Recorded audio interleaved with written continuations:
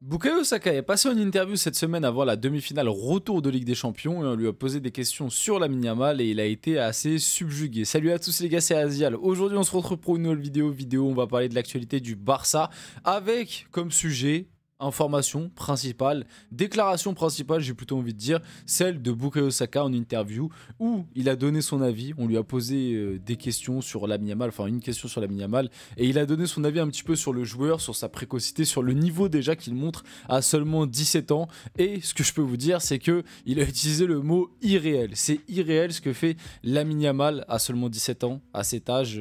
Voilà, c'est complètement dingue. Et du coup, ça va nous permettre de reparler du joueur, de reparler de son exploit la semaine passée et de commencer tranquillement à se préparer pour ce soir. Car oui, au moment où sort cette vidéo, je sais pas au moment où vous allez la voir, mais au moment où sort cette vidéo, on est juste avant le match face à l'Inter. Peut-être que ce soir il y aura masterclass de Lamine Yamal. Encore une fois, peut-être que ce soir il fera un match moins bon. En tout cas, pour moi, il a déjà montré et prouvé qu'à 17 ans, c'était absolument complètement dingue ce que ce mec faisait. On l'a encore vu ce week-end où le mec est vraiment, il a 17 ans. Les mecs, ils le regardent sur le banc, ils sont tous comme as. Il rentre à la 30e dès qu'il y a une blessure, allez hop, on envoie Lamine.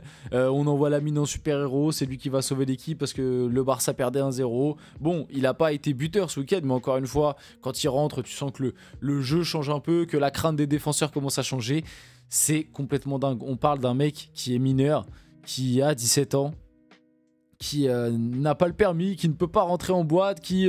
voilà quoi, dès 17 ans. Il est en première, les gars. Il est en première. Non, il est en terminale, je crois. Il passe le bac. Voilà, on parle d'un mec qui passe le bac et regardez déjà le niveau qu'il a, comment il est important. Pour moi, comme j'ai déjà dit, à l'heure actuelle, il est top 3 meilleur joueur du monde. Mais bref, on va parler de tout ça. Avant que la vidéo commence, n'hésitez pas à liker, commenter, partager, vous abonner. Ça fait toujours plaisir, ça aide pour le développement de la chaîne. Et comme d'habitude, je remercie tous ceux qui le font. Vous êtes les boss. On y va dès maintenant. On va commencer. Ça, c'est révélation de l'année, c'est pour après. Commençons par la déclaration de Bukayo Saka, où il a été très élogieux.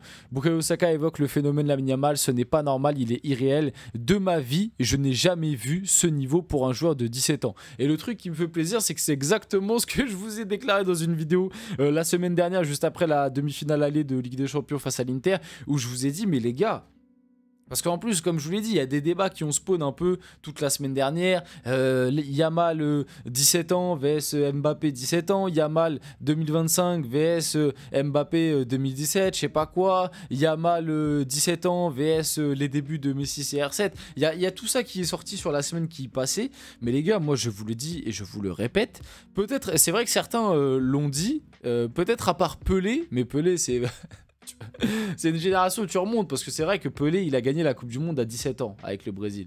Donc peut-être à part Pelé, mais c'est une époque qui est tellement différente, le football n'a plus rien à voir. Et puis Pelé c'était avec la sélection, c'était avec le Brésil, c'était même pas forcément en club que l'impact était aussi énorme.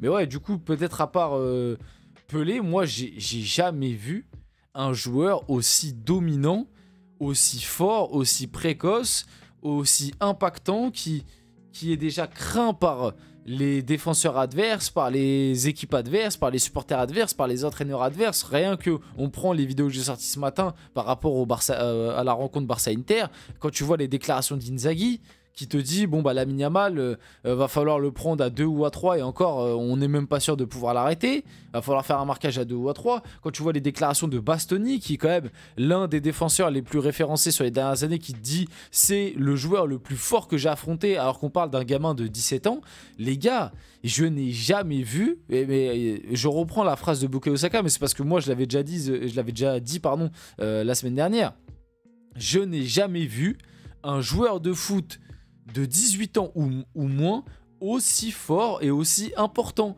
Parce que certains ont ressorti Mbappé, Messi, CR7.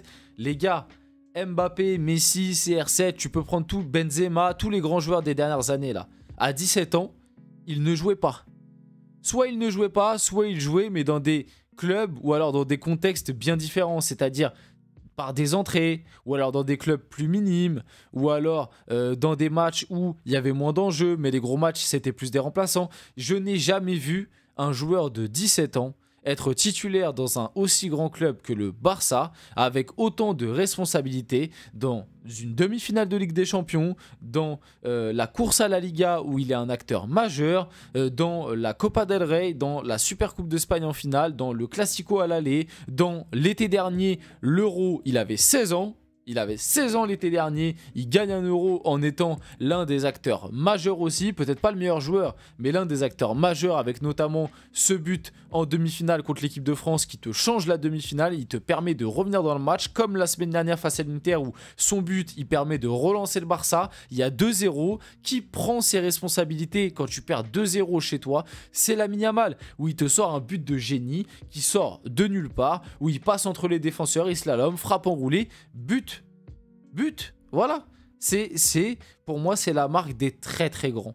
Pas juste d'un bon joueur, d'un très bon joueur, c'est la marque des très grands. C'est un alien, c'est un génie, c'est irréel. Ce qu'il fait à son âge, qu'est-ce qu'on peut dire?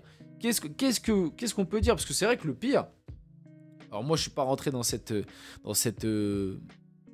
méta-là, on va dire. Mais il n'y a pas si longtemps que ça, on va dire il y a à peu près 1 mois, 2 mois, il était critiqué. Il était critiqué notamment par rapport au fait qu'il ne marque pas en Liga, que ça faisait, si je ne me trompe pas, ça faisait 3-4 mois qu'il n'avait pas marqué en Liga, par rapport au fait qu'il était de plus en plus énervant, agaçant, qu'il était un peu moins en réussite ces derniers temps.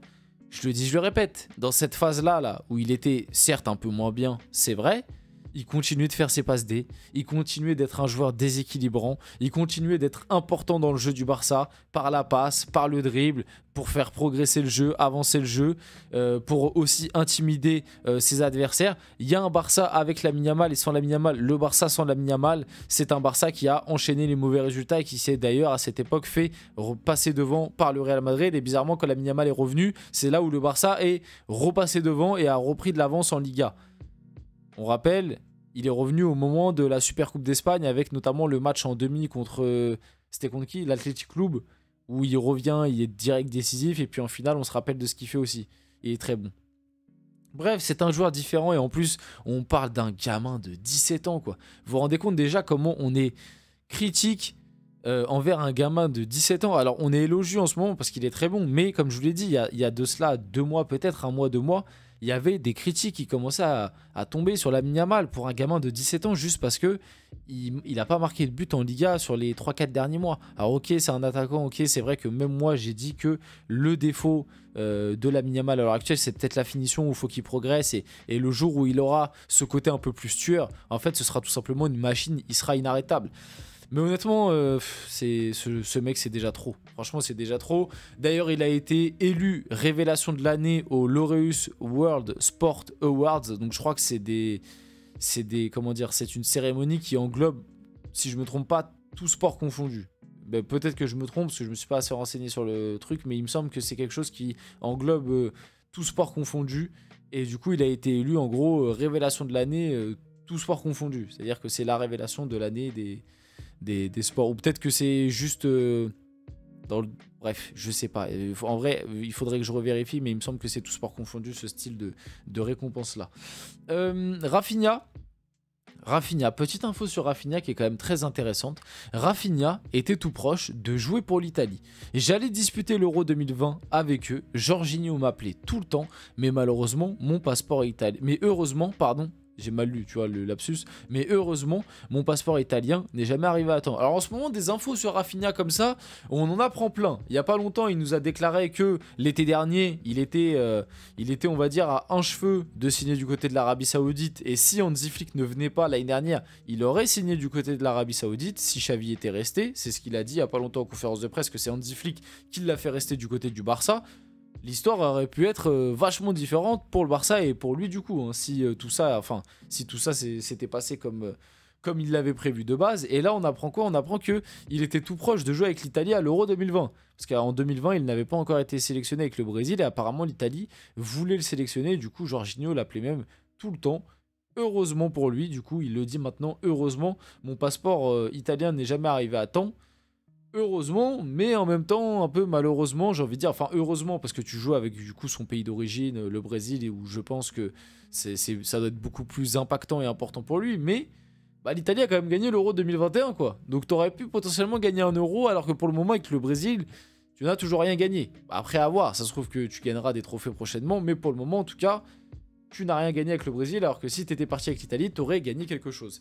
Et pour finir la vidéo, j'ai juste mis ça pour Alors, Ferran Torres qui a été élu homme du match lors de la finale de Copa del Rey, le Classico. Bon, c'était il y a longtemps, on s'en fout un petit peu de dire ça maintenant, mais c'est juste pour dire que faut quand même mettre du respect un peu sur Ferran Torres et sa saison. Je pense qu'on en reparlera plus longuement prochainement, parce qu'il y a plein de trucs à dire, mais honnêtement, si on m'avait dit que Ferran Torres allait faire cette saison-là, avec cette importance-là, dans ce rôle de 12e homme, j'y aurais pas cru. De 12e, 13e homme, j'y aurais pas cru. Et honnêtement, grand respect à Ferran Torres et pareil à l'évolution un petit peu par rapport aux saisons précédentes. On finit la vidéo là-dessus. J'espère que cette vidéo vous a plu. Si c'est le cas, n'hésitez pas à liker, commenter, partager et vous abonner les gars. C'était Azial. On se retrouve très rapidement pour une prochaine vidéo.